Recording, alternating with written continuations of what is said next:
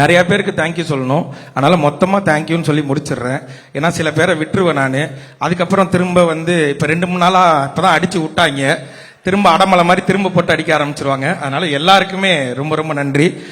முக்கியமா சொல்லணும்னா 2 பேருக்கு நான் ரொம்ப தேங்க் பண்ணணும். ஒன்னு ஏஜிஎஸ் என்டர்டெயின்மெண்ட், அவங்க தான் வந்து இந்த வாய்ப்பை எங்களுக்கு கொடுத்தாங்க, எனக்கும் ஹர்ஷத்துக்கும். அவங்களுக்கு ஒரு பெரிய பெரிய நன்றி.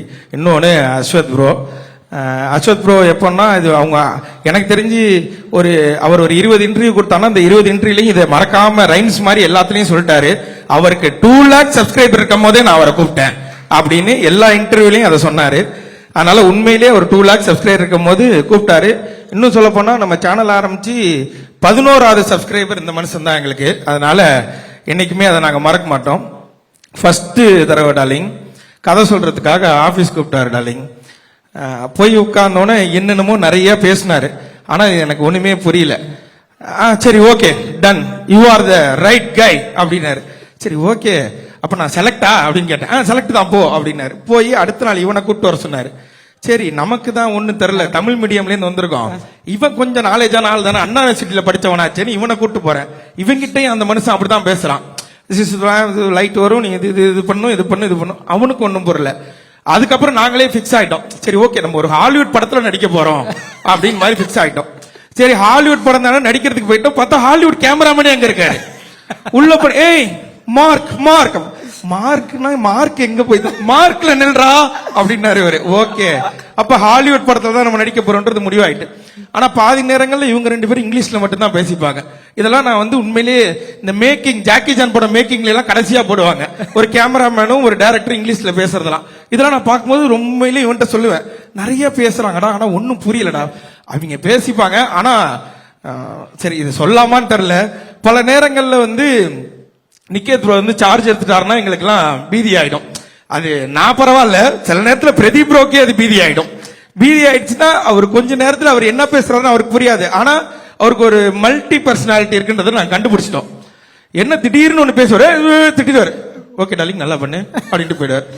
இப்ப இந்த மனுஷன் அதுக்கப்புறம் வந்து உங்களை இல்ல அவங்கள அப்படிம்பாங்க.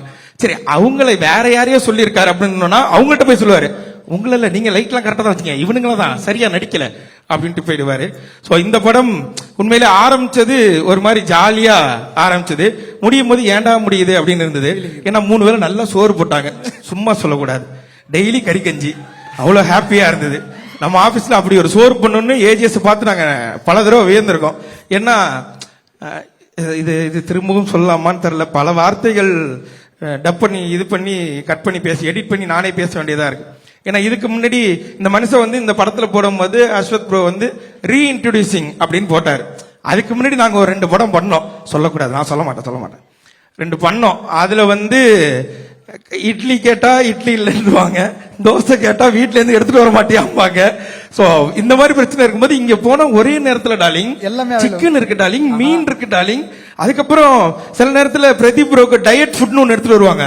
ஆத்தாடி ஆத்தா அதுல என்னென்னமோ இருக்கும் டார்லிங், ஓடுறது போடுறது பறக்கிறது தாவறது நிக்கிறது நீந்துறது எல்லாமே இருந்துச்சு அவருக்கு. ஆனா எனக்கு ஒரே ஒரு ஆதங்கம் மட்டும் இப்போ வரைக்கும் இருக்கு, இவ்வளவு திங்கிறாரு இந்த மனுஷனுக்கு ஏன் உடம்பு மட்டும் உழவ மாட்டேன்ற ஆதங்கம் மட்டும் தான். அப்படி நல்லா சாப்பிட எத்தனை கேட்பேன், சமோசா தானங்க, ஆமா, உருளைக்கிழங்கு சமோசா தானங்க, ஆமா, 4 திங்கிறீங்க அப்படியே இருக்கிறீங்களேங்க அப்படின்னு கேட்பேன். ஆனா தெரியல, அவர் வந்து ஒரு மாதிரி பாதி நேரங்கள்ல எங்களுக்கு குருவா இருந்தாரு, பாதி நேரங்கள்ல நல்ல ஃப்ரெண்டா இருந்தாரு. நான் அப்படியே வந்துடுறேன், 2-3 பேர் அப்புறம் ஸ்கிப் பண்ணிட்டு போயிடுவேன். அஸ்வத் ப்ரோ கூப்பிட்டு கதை சொன்னாரு.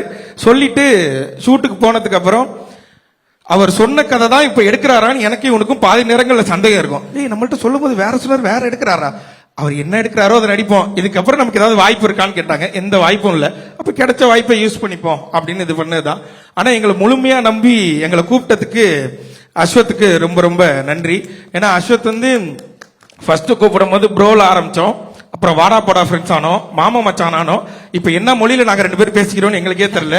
சில நேரங்கள்ல எடுத்தவனையே ஹலோக்கு முன்னாடி ஒரே ஒரு கெட்ட வார்த்தை பேசுறான், ஒத்த வார்த்தை, அதை சொல்லிதான் ஆரம்பிக்கிறானே. அப்படி ஒரு ஃப்ரெண்ட்ஸ் ஆயிட்டோம் நாங்க 2 பேரும். அப்படியே தாண்டி வந்தோம்னா ரவிக்குமார் சார் எல்லாம் பார்க்கும்போது உண்மையிலேயே பயமாவே இருக்கும் செட்ல. ஏன்னா நாங்க காம்பினேஷன்ல எங்களுக்கு நிறைய சீன் இருக்கு. சில நேரங்கள்ல சார் இப்படி நின்னாருன்னா அங்க நிக்க மாட்டோம், நாங்க 2 பேரும் ஓடிடுவோம். சரி அவங்க ஏதாவது சொல்லிடுவாங்க, சூப்பர் ஸ்டாரை வச்செல்லாம் படம் பண்ண வர்றா அவரு, இப்படி எல்லாம் வேற நாங்க பேசுவோம். சில நேரங்கள் அவர் காதல் விழுவுற மாதிரியே மிமிக்ரி பண்றான்னு அவருக்கு முன்னாடி மிமிக்ரி எல்லாம் பண்ணி காமிச்சோம். ஆனா அவர் அதை கண்டுக்கவே இல்லை. நான் அதுக்காக தான் இன்னைக்கு வரும்போது அர்ஷத் சொன்னேன், மேலே ஏறி ஸ்டேஜ்ல ரஜினி சார் மிமிக்ரி பண்ணு, டக்குன்னு கூப்பிட்டு அடுத்தது ஏதாவது வாய்ப்பு கொடுப்பாருன்னு. முதவி மறந்துட்டு போயிருச்சு. பரவாயில்ல, தேங்க்யூ. அதனால ரவிக்குமார் சார்லாம் உண்மையிலேயே நம்ம வெளியிலேருந்து நம்ம ஒன்று பார்க்குறோம், காமன் மேனா நம்ம ஒன்று பார்க்கும் போது எவ்வளோ பெரிய லெஜண்ட் அப்படின்னு ஒன்று இருக்கும். ஆனால் இந்த படத்தில் பார்க்கும்போது அப்படி இல்லவே இல்லை. அவர் ரொம்ப கூலா, ரொம்ப ஜாலியாக எல்லார்ட்டையும் நல்லா பேசிட்டு இருந்தாங்க. பார்க்கும்போது உண்மையிலேயே பெருமையாக இருந்தது. நான் எங்கள் அப்பாட்ட ஃபோன் பண்ணி சொன்னேன், அப்பா நீ என்ன படையப்பா படத்துக்கு கூட்டு போனில்ல, ஆமாம் ஆமாம் அதோட டேரக்டர்லாம் இருக்காருப்பா இங்கே அப்படின்லாம் சொன்னேன். எங்கள் அப்பா நம்ப மாட்டேன்ட்டார். அவர்கிட்ட நான் கடைசியாக ஒரு ஃபோட்டோ எடுத்துக்கணும், இந்த ஸ்டேஜை சாக்க வச்சு கேட்டுக்கிறேன், சார் எனக்கு ஒரே ஒரு ஃபோட்டோ மட்டும் கொடுத்துருங்க. எங்கள் அப்பா இன்னமும் நம்பலை. நான் படத்தில் நடிக்கிறேன்னா நீ என்கிட்ட வீட்டை நடிக்கிறேன், இப்போ அங்கே போய் நடிக்கிறேன் அப்படின்னாரு. அவ்வளோதான். இதுக்கப்புறம் Pradeep bro full jolly. College படம், காலேஜில் என்னென்னலாம் பண்ணக்கூடாதோ அதெல்லாம் நாங்கள் அந்த காலேஜில் பண்ணோம், ஜாலியாக இருந்தோம். நல்ல மனுஷன் உண்மையிலே. எந்த இதுவுமே இருக்க, நான் அந்த ஸ்டார்டம்ல இருக்கேன், நான் ஹீரோ, இது மாதிரி எந்த இதுவுமே அவர் கிடையாது. அவர் டீம்ல ஒருத்தரா எங்களை உள்ள போன அன்னைக்கே சேர்த்துக்கிட்டார். நிறைய விஷயங்கள் ஷேர் பண்றதா இருக்கட்டும், அவரு பண்ண ஷார்ட் பிலிம்ல ஆரம்பிச்சு இப்போ அவருக்கு நடக்கிற அவரோட கதைகள் வரைக்கும் எல்லாத்தையுமே எங்கள்கிட்ட சொல்லுவார்.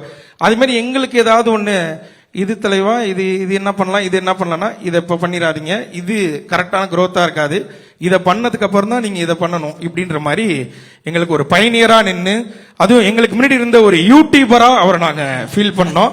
ஸோ ஒரு மூத்த யூடியூபர் எங்களுக்கு அடுத்தது அதை அவங்க கொடுத்தாங்க. மித்தபடி எனக்கு இங்க இன்னைக்கு தான் நிறைய பேர்த்த பார்த்தேன், அதனால எனக்கு பாதி பேர்த்த தெரியாது. இதுக்கெல்லாம் இவங்க எல்லாருக்குமே ரொம்ப நன்றி. அதையும் தாண்டி இந்த பின்னாடி உட்கார்ந்துருக்கவங்களுக்கு ரொம்ப ரொம்ப நன்றி. தேங்க்யூ. நீங்க வீடியோ பாத்தீங்க, அந்த வீடியோ மூலியமா கொஞ்சமா ஏதோ பேர் கிடைச்சது, அந்த பேர் எடுத்துட்டு வந்து இன்னைக்கு இந்த இடத்துல நிக்கிறோம். ஸோ 21ஆம் தேதி டிராகன் படம் தியேட்டர்ல ரிலீஸ் ஆகுது. எப்படி யூடியூப்ல பாத்தீங்களோ அதே மாதிரியே தியேட்டர்லயுமே வந்து இந்த படத்தை பார்த்துட்டு கண்டிப்பா உங்களுக்கு எல்லாருக்கும் பிடிக்கும், சப்போர்ட் பண்ணீங்கன்னு நினைக்கிறேன். நன்றி, thank you darling. Thank you darling. But இன்ஸ்டால ஒரு ஸ்டோரி அப்ப போட்டிருந்தாரு இயக்குனர், இந்த மாதிரி இந்த வருஷத்தோட பெஸ்ட் நடந்த விஷயங்கள் அப்படின்னு சொல்லி நிறைய விஷயங்கள் கோட் பண்றப்போ ஒரு தடவை உங்களை கோட் பண்ணி ஏதோ ஒரு ஸ்டோரி போட்டிருந்தாரு. அதை பார்க்கும்போது அவ்வளவு சந்தோஷமா இருந்தது. அந்த ஸ்டோரியை பார்த்தோம். இன்னைக்கு இப்படி டிராகன் ஸ்டோரியில உங்க ரெண்டு பேரையும் பாக்குறது எங்களோட சந்தோஷம். சோ நிறைய விஷயங்கள் தொடர்ந்து உங்களுக்கு சூப்பரா நடந்துட்டு இருக்கு. சுத்தி அவ்வளவு நல்ல நண்பர்கள் இருக்காங்க. ஒரே ஒரு கேள்வி, லைஃப்ல ஃப்ரெண்ட்ஷிப் எவ்வளவு முக்கியமா எங்களோட டார்லிங் பாக்குறாரு அப்படின்றது மட்டும் சொல்லணும், இப்படி இந்த மேடை வந்து நிக்கிறதுக்கு. ஏன்னா படத்துலயும் அவ்வளவு சூப்பரா சக்சஸ் தேடி போற ஒரு ஃப்ரெண்டு, இப்போ ஒரு சம்பளம் காசு இல்லைனா கூட ஏன்டா எங்ககிட்ட வாங்கி கொடுக்குறன்ற அளவுக்கு ஒரு நல்ல நண்பரா இருக்கீங்க. சோ நட்பை எங்க விஜய் சித்து எப்படி பாக்குறாரு? அந்த ஃப்ரெண்ட்ஷிப் தான் இங்க நிப்பாட்டி இருக்கு. அந்த ஃப்ரெண்ட்ஷிப் தான் எனக்கு விக்னேஷ்காந்த் மீட் பண்ண வச்சது. அந்த ஃப்ரெண்ட்ஷிப் தான் இவ்வளவு தூரம் கொண்டு வந்தது. இவ்வளவு பேர் வீடியோ பார்த்த ஃப்ரெண்ட்ஷிப் தான் இதை என்னை இவ்வளவு தூரம் வளர்த்து விட்டது. அதே மாதிரி படத்திலையும் என்னோட கேரக்டர் பேர் அன்பு. நானும் பிரதீப் ப்ரோவும் வந்து பயங்கரமான ஒரு, அந்த காலத்துல ஒரு சூர்யா தேவா அப்படின்னோம்னா அடுத்த காலத்துல இந்த அன்பும், பேர்லாம் ரிவீல் பண்ணலாமா? சொல்லக்கூடாதா? என்ன எங்கேயும் மிரட்டுற, நீ வெளில வாடி. அதனால அதான் பேர் ரிவீல் பண்ணக்கூடாது. என் பேர் அன்பு. அந்த மாதிரியான ஒரு நட்பு இந்த படத்துலையும் பார்க்கலாம். நிறைய பேர் வந்து இத நிறைய இடங்கள்ல சொல்லிக்கிட்டே இருந்தாங்க, இது வந்து அந்த படமா இருக்கு, இது வந்து இந்த படமா இருக்குன்றது. ஆனா இது நான் பார்த்துட்டேன், அதனால சொல்றேன், நீங்க யோசிக்கிற எந்த படம் மாதிரியும் இருக்காது. இது புதுசா ஒரு நல்ல படமா உங்களை என்டர்டெயின் பண்ற படமா தான் இருக்கும். அதுல நான் ஷுவரா சொல்றேன். தேங்க்யூ.